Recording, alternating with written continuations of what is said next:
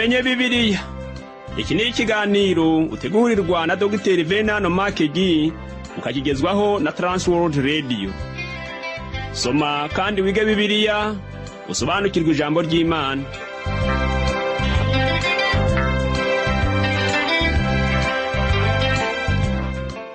Uraho neza nshuti muvandimwe uteze amatwi ikiganiro tumenye Bibiliya. Amahoro y'Imana n'abane nawe, kaze muri iki kiganiro ugezwaho nanjye Parfait Ntamvutsa.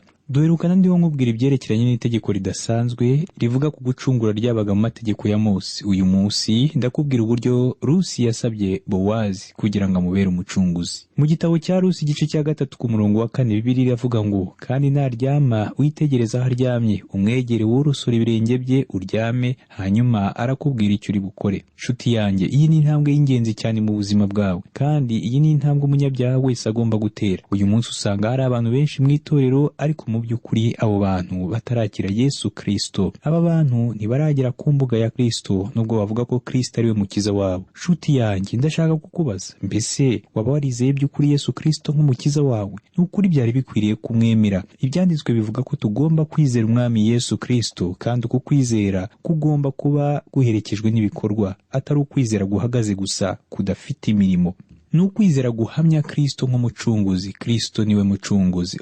Mbega impano twahawe. Mu Baroma igice cya 6 ku murongo wa 23 baravuga ngo, ariko impano y'Imana n'ubugingo buhoraho muri Yesu Kristo umwami wacu. Mu buryo bw'amategeko ya Mose, Rusi yagombaga gusaba Bowazi kumubera umucunguzi, nubwo Bowazi nawe yashakaga kubera Rusi umucunguzi. Iyi nkuru tubona muri iki gitabo cya Rusi yatumye bishoboka ko umwami Yesu Kristo azana mu isi akavukira i Betelehemu. Kandi wibuke ko Rusi na Bowazi nabo bari batuye i Betelehemu. Uyu mukobwa Rusi rero yubashye amabwiriza ya nyirabukwe Nawomi, kandi nta n'ikibi cyarimo nk'uko tuza kubibona mu kanya kari imbere. Nawomi yasabye Rusi gusaba Bowazi akamucungura, kuko Rusi atari yarigeze abisaba kuva mbere hose. Abantu benshi uzumva bakubwira ko bemera ko Kristo yaje mu isi, ariko niba cyo uzumva bakubwira ko bamwemera. Mu myaka yashize ngo umukozi w'Imana umwe yavaga gutanga ikiganiro mu bakristo bo muri Fresno i California muri Leta Zunze Ubumwe za Amerika, ngo ari hataha ikoti rye yarishyize ku bitugu bye asa nk'unaniwe. Uri mukozi w'Imana yabonye itsinda ry'urubyiruko rwo muri college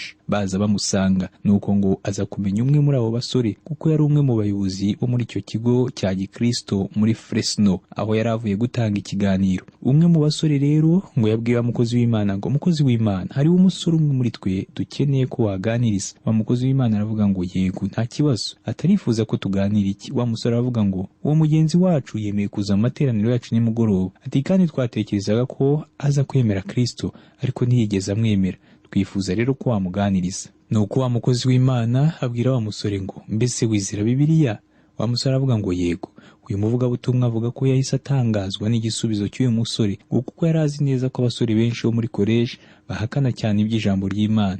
Nuko rero ahita abwira wa musore ngo, mbese wizera inkuru y'umwuzure yo ku bwa Nowa? Iyi nkuru abantu benshi bakunda kuyihakana, sibyo se? Nyamara wa musore we avuga ko atayihakana. Nuko wa mukozi w'Imana arakomeza aramubwira ngo, hanyuma se inkuru ya Yona n'urufi runini iyo bimeze bite? Iyo waba uyemera? Wa musore aravuga ngo, cyane rwose, nayo ndayemera. Hanyuma wa mukozi w'Imana aramubwira ngo, noneho rero urizera?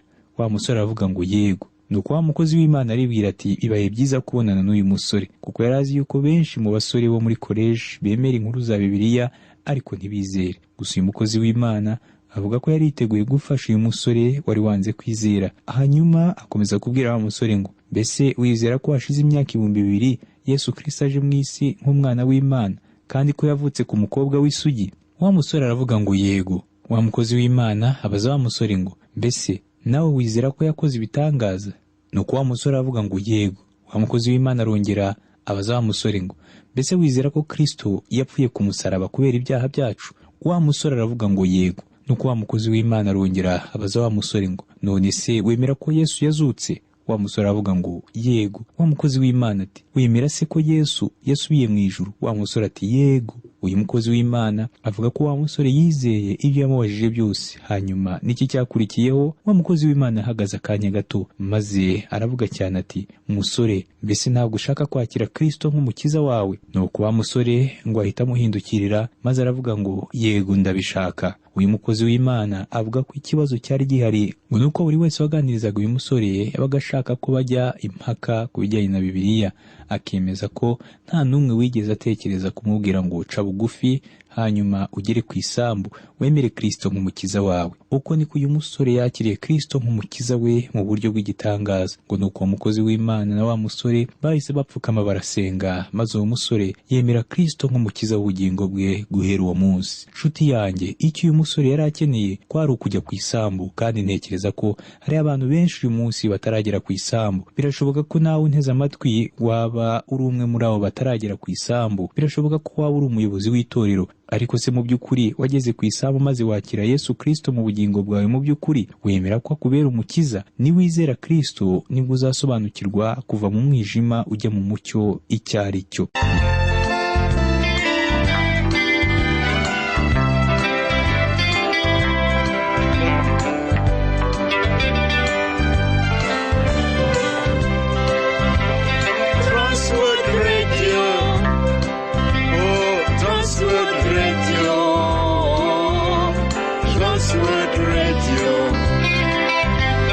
Transworld Radio. Sambirana, Sambirana, Sambirana, Usemerera. Sambirana, Sambirana, Sambirana, Usemerera.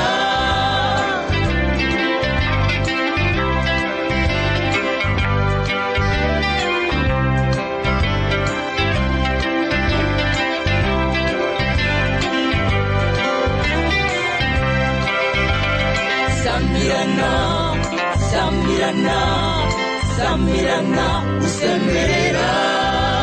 Imana ihabwa icyubahiro. Sambirana, Sambirana, Sambirana, Usemerera.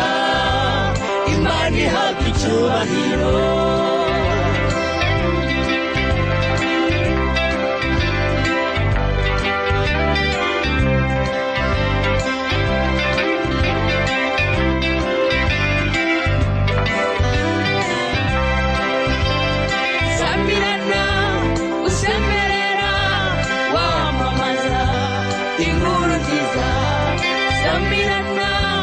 Usemerera wamamaza inkuru nziza, inkuru nziza ni agakiza kabonekwa muri Yesu Kristo.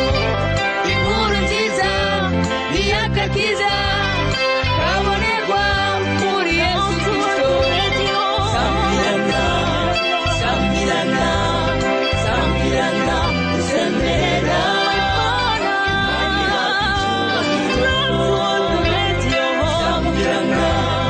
Sambirana, Sambirana, Usemerera.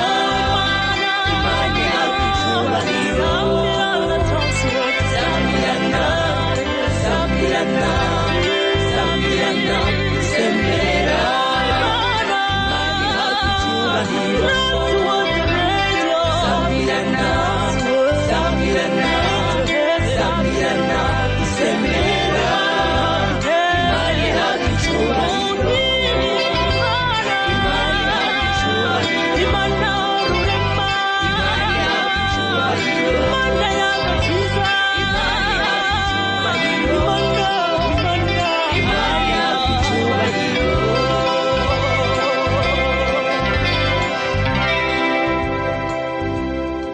Noneho umva uko Nawomi yabwiye Rusi. Turasoma mu gitabo cya Rusi igice cya 3 dore ku murongo wa 4 tugere ku wa 6. Bibiliya iravuga ngo, kandi naryama witegereza aho aryamye, umwegere wowe urusora ibirenge bye uryame, hanyuma arakubwira icyo uri bukore.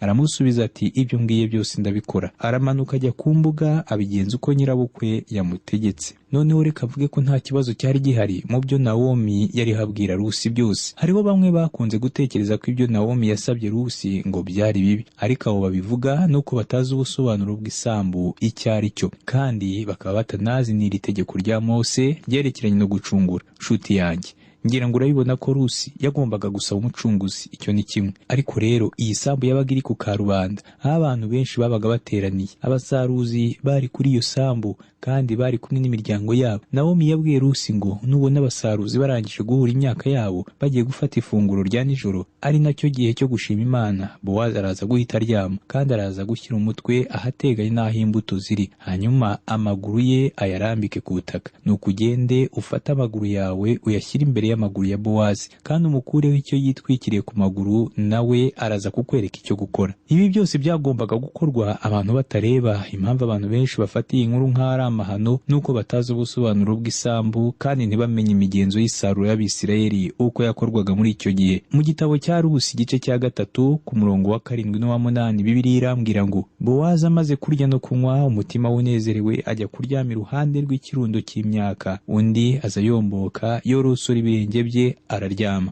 Mu gicuku uwo mugabo arashiguka areguka abona umugore uryamye ku birenge bye. Ngira ngo urabyumva ko Bowazi yagize imbeho kuko icyo yari yitwikirije ku birenge bye cyari cyavanyweho. Yarashigutse ashaka kongera kwiyorosa neza, agize ngo arafata kimwe yiyorosa, yumva iruhande rwe hari umugore. Mu gitabo cya Rusi igice cya 3 ku murongo wa 9 Bibiliya iravuga ngo aramubaza turinde, aramusubiza ati ndi umuja wawe Rusi, worose umuja wawe umwambaro wawe kuko uri umucunguzi wacu. Nshuti yanjye, ku giti cyanjye mbona iyi ari inkuru y'urukundo ishimishije muri Bibiliya. Mbese waba uzi ibyo Rusi yabwiye Bowazi? Yaramubwiye ngo ndifuza kumbera umucunguzi kandi ndi hano kugira ngo mbikubwire. Ibi rero byahise bihindura intekerezo z'uyu mugabo Bowazi. Ntekereza ko Bowazi akimara kumva ibyo, ibitotsi byahise bishira. Noneho ndagira ngo wumve icyakurikiyeho. Reka dusome muri Rusi igice cya 3 ku murongo wa 10. Bibiliya iravuga ngo aramusubiza ati wihiriwe ko Uwiteka mukobwa wanjye, ineza werekanye none iruta iyo werekanye ubwa mbere, kuko utashatse abasore naho baba bakene cyangwa abatunzi. Mu yandi magambo Bowazi yaravuze ngo mu by'ukuri igihe wazaga hano wasaga nk'umugore udashobora kubaza umugabo we. Rusi yari yarifashe, ntacyo yari yarabwiye uyu mugabo, ariko kuri iyi nshuro yari hasaba Bowazi kumubera umucunguzi, kandi ntekereza ko na Bowazi atari kumwangira, kuko na Rusi yabimusabye mu buryo bwiza bwuje urukundo, kuko hakurikijwe amategeko ya Mose. Rusi yari kujyana Bowazi mu rukiko. Ubundi amategeko ya Mose avuga ko Rusi yari gutumira abakuru b'umudugudu maze akababwira ibyo Bowazi asabwa, agira ati ndifuza ko uyu mugabo ambera umucunguzi, kandi yabikora gutya byari kuba byemewe n'amategeko. Nyamara Nawomi yasabye Rusi ko yabikora mu bundi buryo. Nawomi yabwiye Rusi ngo si ngombwa kubikora mu buryo bw'amategeko, kuko n'ubundi uyu mugabo Bowazi nawe ubwe yifuza kukubera umucunguzi. Icyo usabwa gusa ni uko nawe umugaragariza yuko ushaka ko kubera umucunguzi.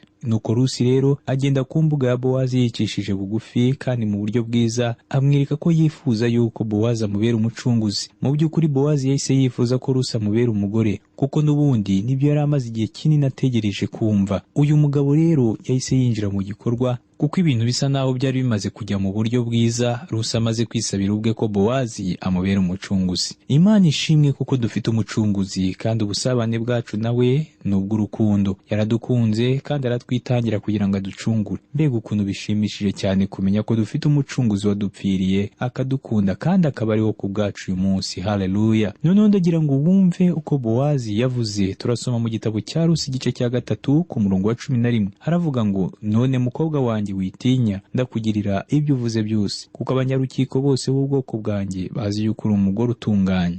Nshuti yanjye, ndagira ngo wibuke neza iki kintu. Rusi yari umunyamahangakazi, kandi mu bisanzwe nta jambo na rimwe yagombaga kugira i Betelehemu, ndetse amategeko ya Mose yakumiraga Abamowabu mu iteraniro. Rusi yari azi neza ko Umumowabu n'Umwamoni badashobora kwemererwa kwinjira mu iteraniro ry'Uwiteka, kandi Nawomi yarabwiye Rusi ko nazi i Betelehemu atazongera kurongorwa, ndetse ibi Rusi yari yaramaze kubyemera. Ntekereza ko bakigera mu mudugudu n'abantu bashobora kuba baravugaga Rusi cyane. Ntabwo nzi ibyo bashobora kuba baramuvugaga, ariko ndatekereza ko hariho bamwe bashobora kuba baravugaga bati mbega umukobwa mwiza wazanye na Nawomi, ni ukuri wasanga yaraje inaha kureba uko yakwikururira abasore. Nyamara Rusi ntiyigeze na rimwe akora ibintu nk'ibyo, ahubwo Rusi akigera i Betelehemu yagize igikundiro cyinshi.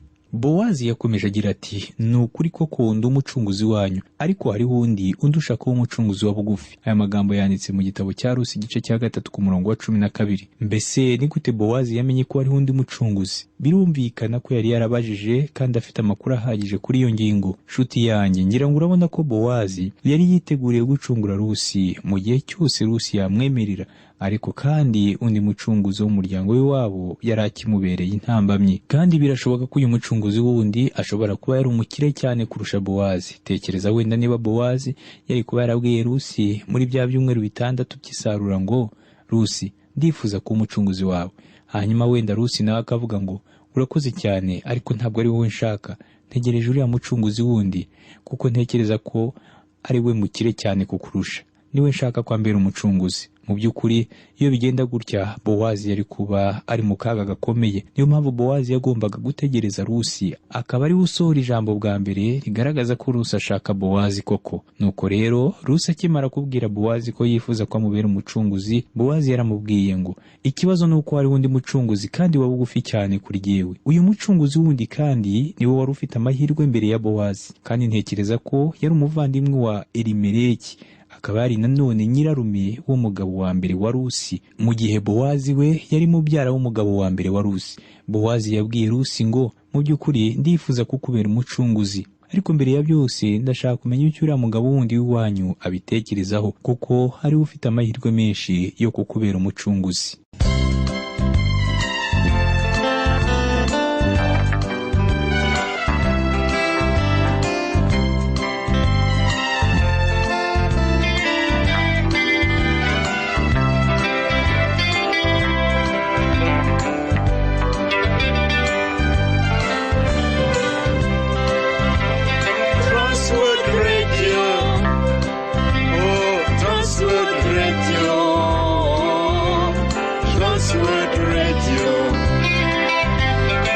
Radio Sambirana, Sambirana, Sambirana, Sambirana, Sambirana, Sambirana, Sambirana, Sambirana.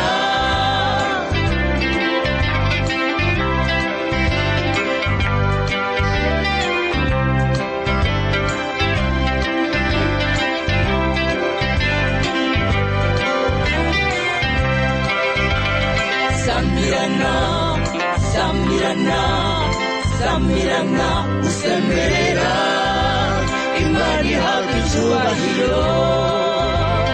Sambirana, Sambirana, Sambirana, usemerera, Imana ihabwa icyubahiro.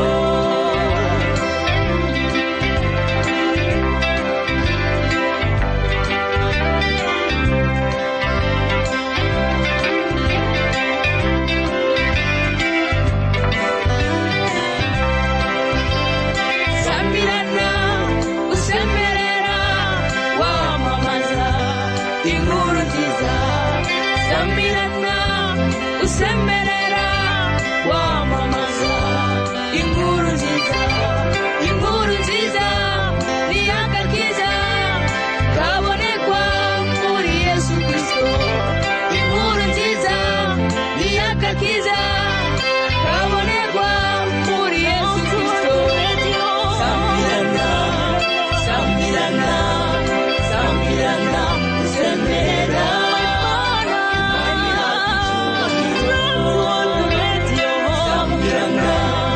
Sambirana, Sambirana, usemerera, Imana ihabwa icyubahiro. Sambirana, Sambirana, Sambirana, usemerera, Imana ihabwa icyubahiro. Sambirana, Sambirana, Sambirana, usemerera, Imana ihabwa icyubahiro.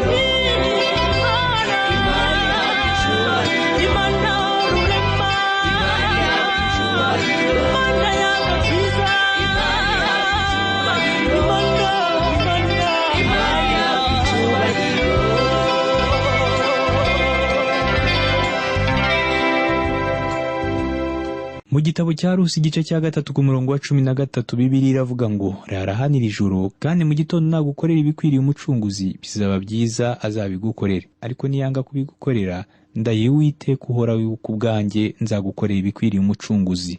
ryama buke. Mu yandi magambo, Bowazi ntabwo yari azi neza icyo yakora mu gihe undi mwene wabo yaramuka yemeye ko umucunguzi, ariko hari umugambi yari afite kandi yari yizeye ko ushobora gukuramo uwo mucunguzi wundi. Kandi Bowazi yashimangiye cyane ijambo umucunguzi arisubiriramo Rusi inshuro nyinshi. Mu Giheburayo ijambo Goel risobanura umucunguzi. Uyu mucunguzi rero niwe wagombaga gucungura Rusi n'ibye byose. Uyu mugabo wundi rero niwe wari ufite amahirwe yo kuba umucunguzi wa Rusi kurusha Bowazi. Nuko rero Bowazi yasabye Rusi kurara mu isambu rye ijoro rimwe. Bowazi ntabwo yashakaga ko Rusi asubira i Betelehemu wenyine kuko bwari bwije cyane. Muri icyo gihe amayira ntiyabagamo umutekano nk'uko bimeze uyu munsi. Iyo dusomye mu gitabo cy'abacamanza tubona ko abantu batashoboraga kunyura mu mayira manini kuko nta mutekano wari uhari. Aho kunyura mu mayira manini binyuriraga mu nzira z'imirima. Icyo rero Bowazi yakoze hano ni ukurinda Rusi. Mu gitabo cya Rusi igice cya 3 ku murongo wa 14 Bibiliya iravuga ngo aryama ku birenge bye ageza mu rungabangabo, abyuka hataragera igihe umuntu abasha kwitegereza undi kuko yagiraga ngo bye kumenyekana yuko uwo mugore yaje ku mbuga. Ibyo Bowazi yakoze hano nanone birumvikana. Bowazi ntiyashatse ko wa mucunguzi wundi amenya ko Rusi yaraye ku mbuga ye, kuko iyo uwo mucunguzi abimenya yari gutekereza ko Rusi yabaye umugore wa Bowazi, bityo umucunguzi akaba yashakisha uburyo yakuraho Bowazi. Mu by'ukuri Bowazi yashatse kwikemura iki kibazo bucece kandi mu buryo bwiza. Mu gitabo cya Rusi igice cya 3 ku murongo wa 15 haravuga ngo aramubwira ati zana umwenda witeye uwufate. Arawufata amugereraho inshuro 6 za sayiri, arazimukorera ajya mu mudugudu. Mu yandi magambo Bowazi yahaye Rusi impano zidasanzwe. Mu gitabo cya Rusi igice cya 3 ku murongo wa 16 Bibiliya iravuga ngo ageze aho nyirabukwe ari aramubaza ati mbega niwe mukobwa wanjye? Rusi amubwira ibyo uwo mugabo yamugiriye byose. Abasemuzi bamwe basemuye ingeri za Bibiliya zitandukanye basobanura nabi iki kibazo Nawomi yabajije Rusi. Aho Nawomi yabajije Rusi ngo mbega niwe mukobwa wanjye, abasemuzi bo bavuga ko ngo impamvu Nawomi yabajije Rusi iki kibazo ngo nuko yari akiri nijoro cyane Nawomi ntabashe kumubona neza. Nyamara igikuru nuko yari yamaze kumenya ko ari n'umukobwa we byibuza, kuko yavuze ngo umukobwa wanjye. Ibi byerekana ko Nawomi mu by'ukuri yamenye neza ko uwari winjiye mu nzu yari Rusi umukobwa we. Nshuti yanjye, tugomba kumenya neza icyo nakwita context y'inkuru niba unyemerera nkakoresha iryo jambo. Igihe Nawomi yoherezaga Rusi, ntekereza ko Rusi ashobora kuba atarabishakaga kugenda. Nibwira ko Rusi ashobora kuba yaravuze ngo uya ntabwo ushaka kujya gusaba umucunguzi,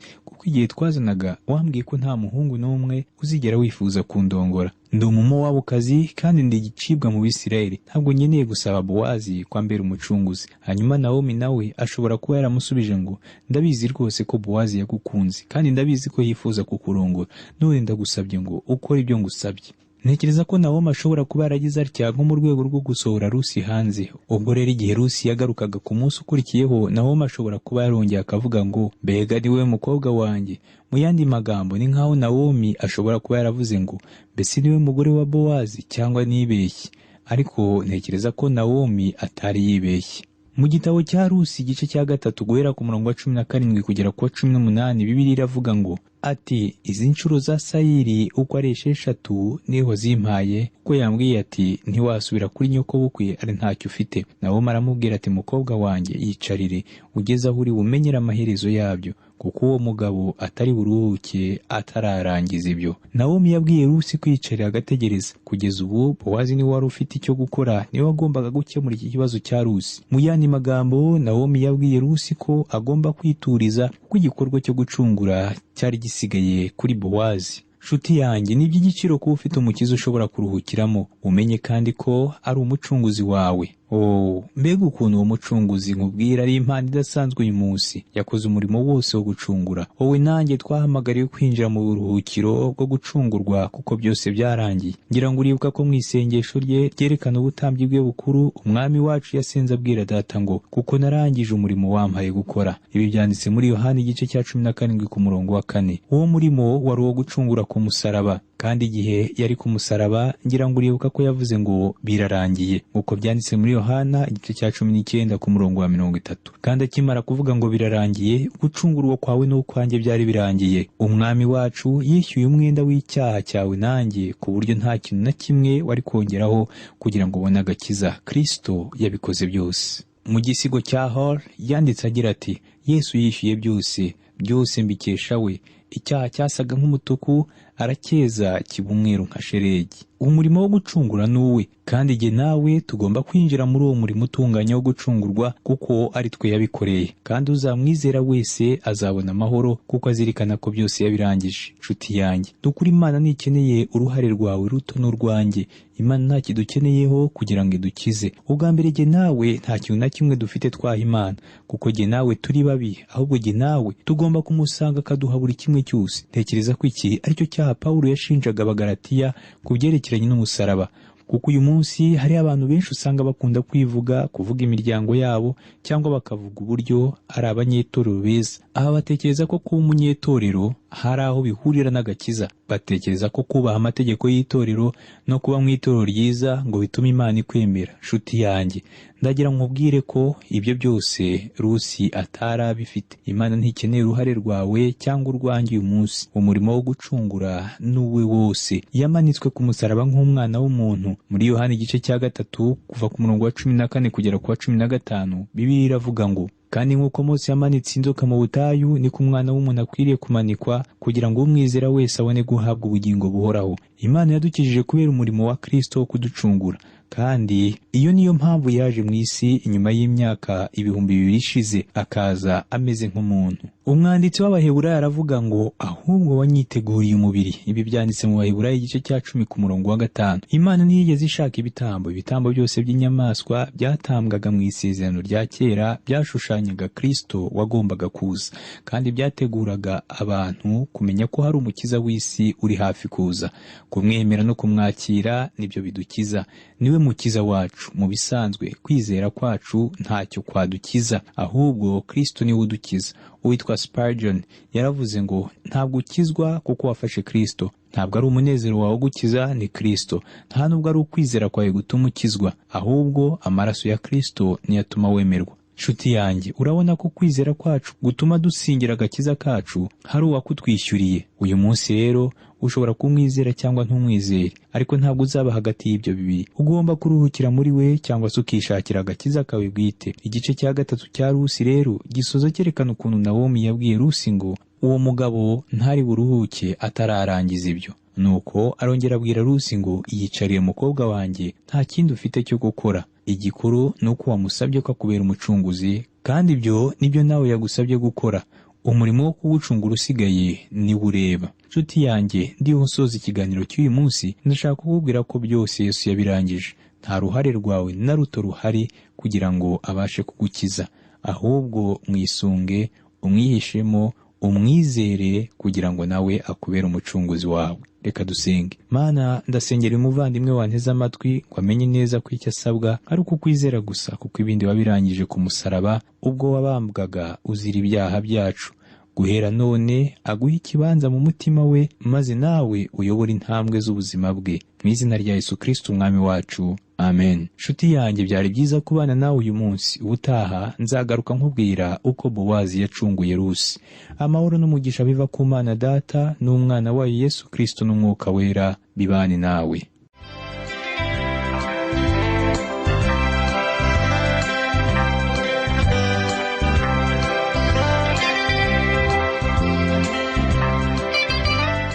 Icyo cyari ikiganiro tumenye Bibiliya. Niba wifuza kugira icyo ubaza, kudutera inkunga cyangwa ushaka kuduha ubuhamya, ushobora guhamagara cyangwa kohereza ubutumwa bugufi kuri telefoni igendanwa. Inomero ni 07 81 27 90 18. Ushobora kandi kutwandikira kuri page yacu ya Facebook yitwa Tumenye Bibiliya, cyangwa kuri email yitwa umucyo@yahoo.fr. Imana iguhe umugisha.